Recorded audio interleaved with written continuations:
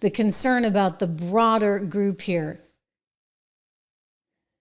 They have charged the guy who has, per these text messages, confessed to murdering, assassinating 31-year-old Charlie Kirk, father of two, founder of Turning Point USA, that inspired so many young people to become more religious, to become more conservative, and to engage in honest debate. He took him out because he didn't like his beliefs. Charlie had a different set of beliefs, and Tyler Robinson somehow thought that it was okay to kill, to assassinate someone that you don't agree with. So the FBI is kind of looking at, now, how did this happen? Like, why would this have happened in this way? Were there other factors? The deputy director, Dan Bongino, my friend, has said we're taking a look at everything. We've got a lot of subpoenas out there. We're dropping a whole lot of paperwork. I want to share with you something remarkable that Kash Patel said in a hearing earlier today, because he too is of the view that there may have been more going on. That's the concern. In other words, was this one lone gunman, or were there others that were pushing him to this place? Watch. Reports have suggested that the FBI is investigating a broader network of groups that may have had some knowledge of the shooter's plans.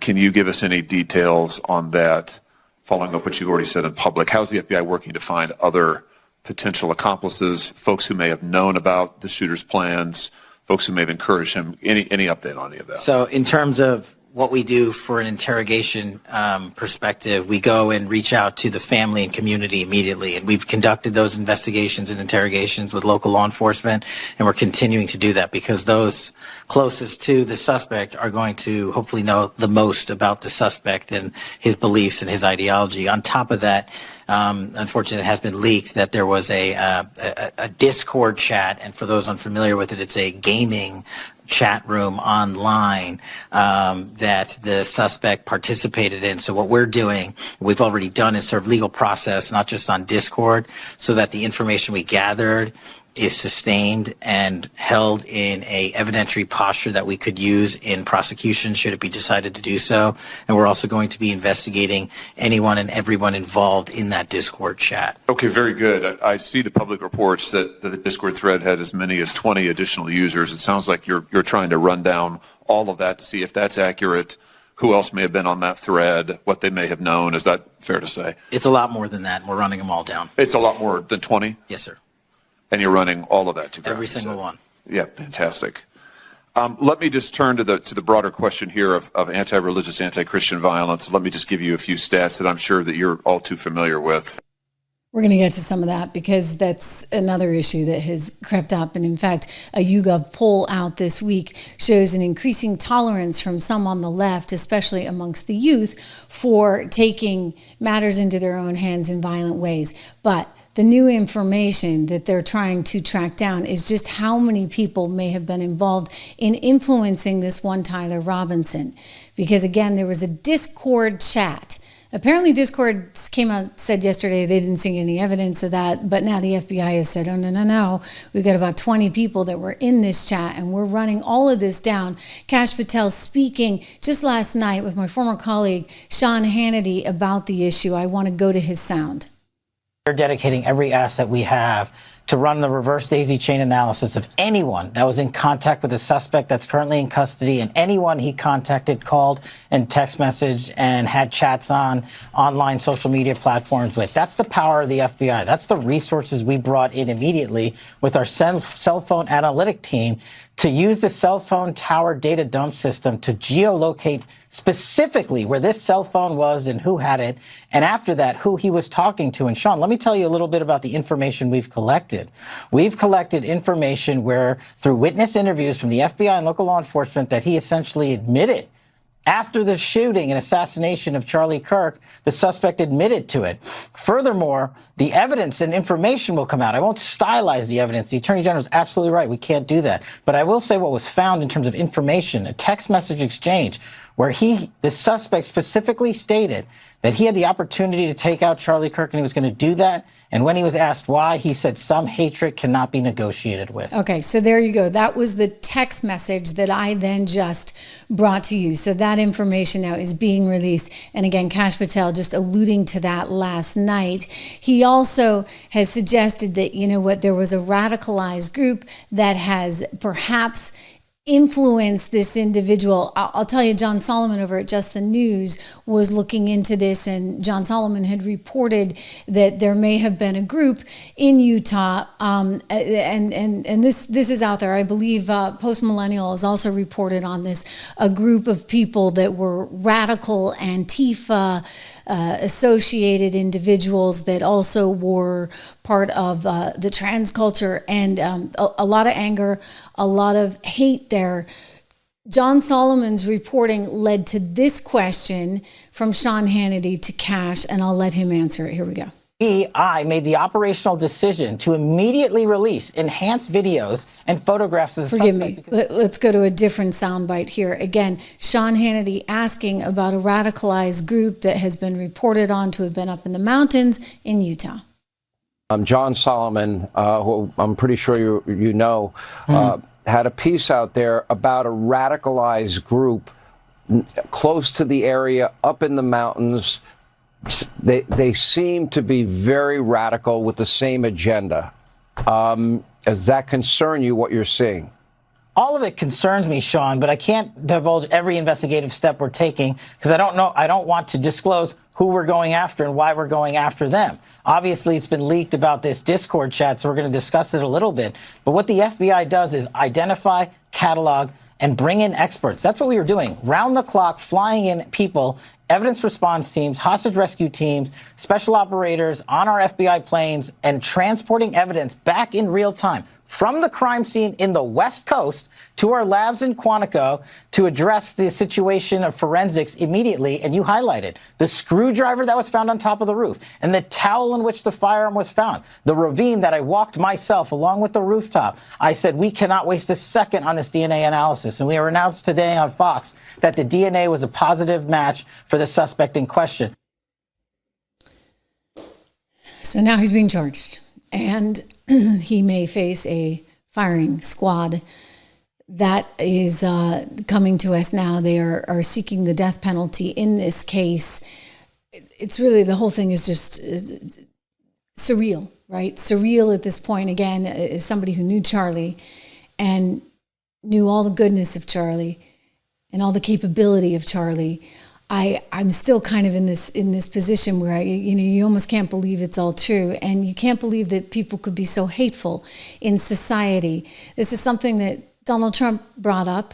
Donald Trump saying, you know what, he believed that this was an example of the danger on the left, that the radicalization coming from the left is very, very concerning at this moment because of the willingness to take on a violent act like this.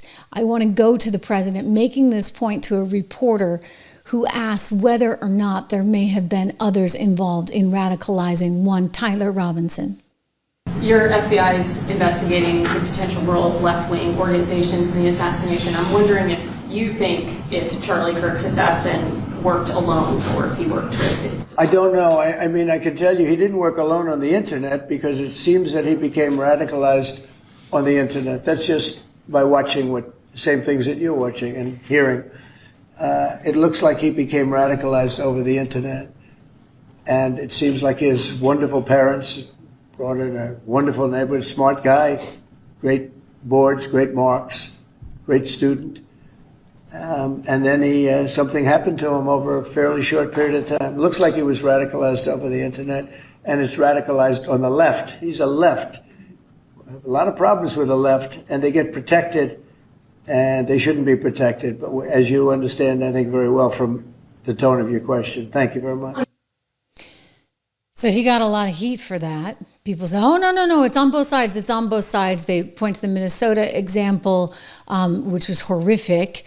However, there's also some slight differences in that woman was not a national target that had just been hammered constantly over and over and over again. it certainly feels when you listen to the media talking about those on the right, anybody who supports Trump, anybody who's MAGA, as being a Nazi or a racist or a fascist, it certainly feels, shall we say, like it's kind of coming from one side more than the other. And then you look at the results of a new YouGov poll, and it does say that, you know what, most Americans, most of them say it's unacceptable, right, to take violence into their own hands. But then there's another set of data that one conservative who went on CNN had to remind the host of, because this host is living in la la land and somehow, thinks that it's bad for Donald Trump to say, gee, you can't have this kind of radicalization going on. No, here's the answer. You can't. Okay, thank you very much. You can't. Anyway, he took her down. He took her down hard with facts, spitting out facts. I want you to see it.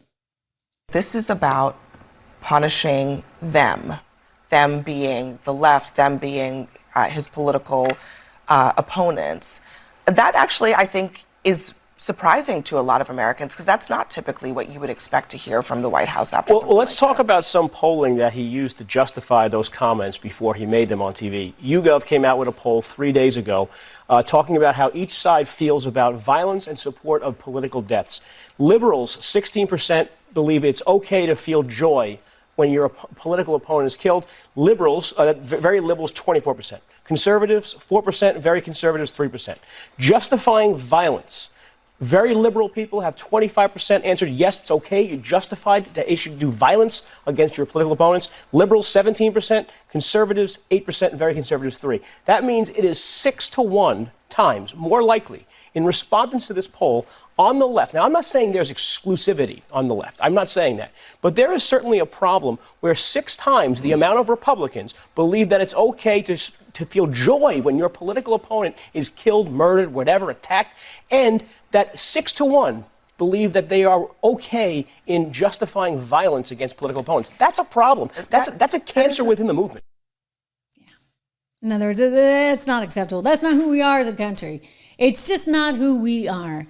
And the fact that the media for the last 10 years has been allowed to get away with saying what they're saying over and over and over and over again, trying to brainwash an entire generation. The fact that you got academia on board for the ride doing the exact same thing, you got a problem, okay? And now we're living through the consequences of that problem, where you're going to be assassinated because we don't like what your thoughts are. Maybe your thoughts are gaining a little too much traction, therefore we're going to take you out. I'll tell you what else. Look, this administration is not holding back. This administration is now going after some of the NGOs that were backed by some very powerful people and saying, hey, what kind of role did you play in all of this? I want to go again to the questioning happening on Capitol Hill today.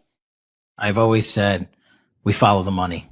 And whether it's tax based on ideology or taxed on institutions of faith or people of faith, someone's paying for it. And we are reverse tracing those steps. We are not stopping at the perpetrator themselves. We are reverse engineering to hold those accountable in our investigations to who funded them and knowingly funded them. And we will bring the appropriate steps against them with our partners at DOJ. Yeah. So things are going to happen. Okay, this is going to change. I know we're sad. I'm looking at your comments. We're all so sad. I get it. But Charlie will not have died in vain, because things are going to change. And we're going to make sure that the hate is rooted out. Hey, I'm all for free speech, but I'm never for violence. And they've taken this speech and then they've become violent. And that, my friends, is dangerous.